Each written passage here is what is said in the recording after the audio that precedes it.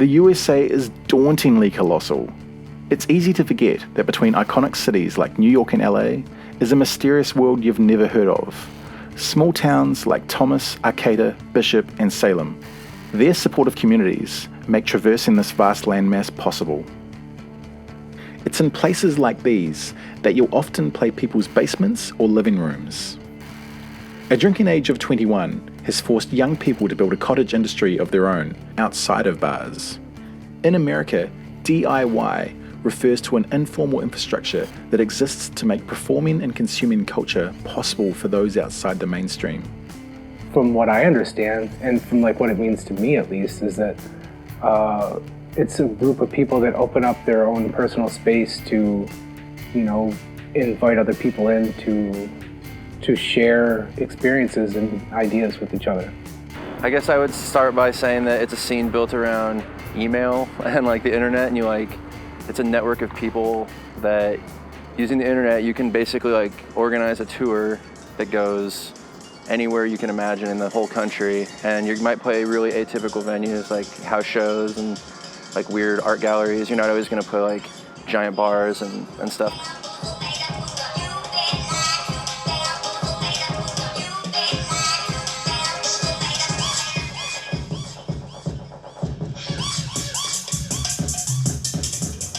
It's a network of people that are like passionate for the right reasons, and you can use it to tour the world and live your, like, literally it'll make your dreams come true, basically, of being a touring musician.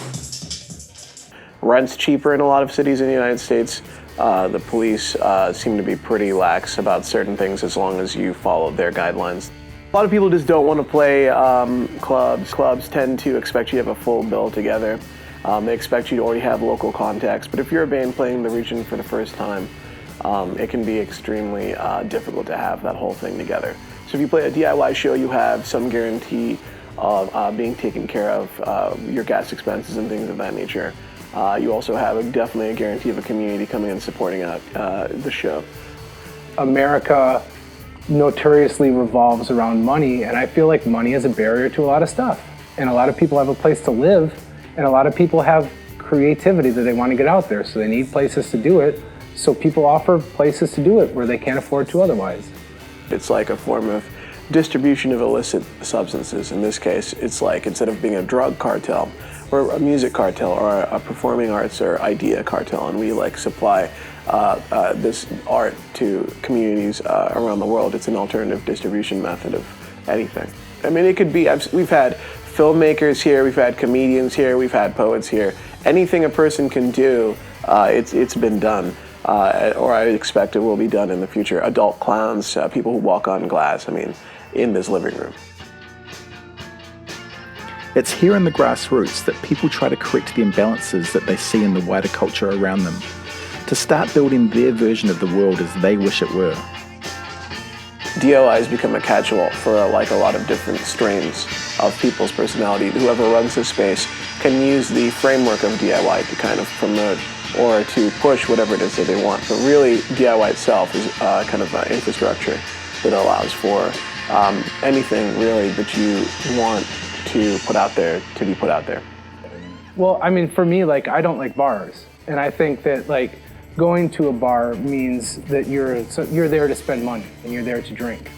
And I while I'm not opposed to drinking, and I even drink occasionally myself, I don't want the focus to be drinking, and I want to subvert a culture that surrounds just consumerism and alcoholism and still offer entertainment.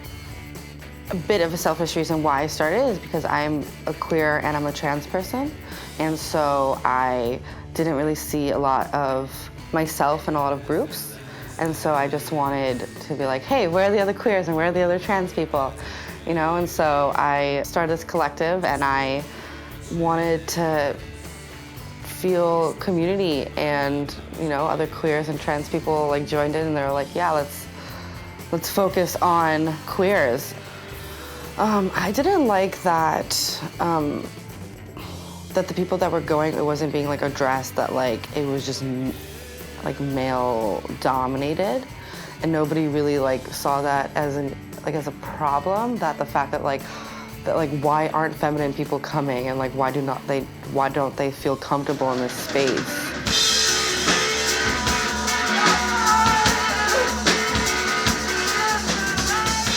Hopefully people are being more inclusive in their booking policies, and they're being more adventurous about the kinds of things that they see. And I don't know, man, it's really easy for rock shows to be sausage fests. You know what I mean? Like, it's just really easy for that to happen. And so you have to be vigilant. And it can't just be that, like, you know, women and people of color are picking up the slack all the time. It's like there needs to be a change in attitude toward inclusivity.